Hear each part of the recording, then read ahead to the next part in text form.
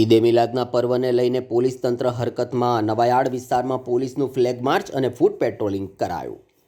ઈદે મિલાદના પર્વને શાંતિપૂર્ણ, સુરક્ષિત અને સૌહાર્દપૂર્ણ માહોલમાં ઉજવાય તે માટે વડોદરા શહેર પોલીસ તંત્ર એક્શનમાં આવ્યું છે। શહેરના જુદા જુદા વિસ્તારોમાં સઘન બંદોબસ્ત સાથે ફ્લેગ માર્ચ અને ફૂટ પેટ્રોલિંગ કરવામાં આવી રહ્યું છે।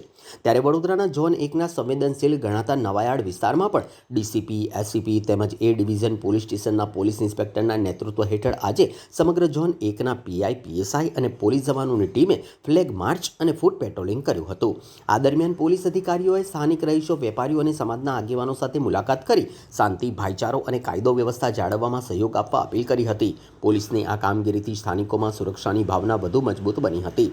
પેટ્રોલિંગનો મુખ્ય હેતુ અસામાજિક તત્વો પર કાયદાનો ધાક જાળવવાનો, કોઈપણ અનિચ્છનીય બનાવને અટકાવવાનો તેમજ તહેવાર દરમિયાન કોમી એકતા અને શાંતિપૂર્ણ વાતાવરણ જાળવવાનો હતો। વડોદરા શહેર પોલીસે નાગરિકોને અફવાઓથી દૂર રહેવા, કોઈપણ શંકાસ્પદ પ્રવૃત્તિ અંગે તાત્કાલિક પોલીસને જાણ કરવા અને તહેવારની ઉજવણી શાંતિપૂર્ણ રીતે કરવા અપીલ કરી છે।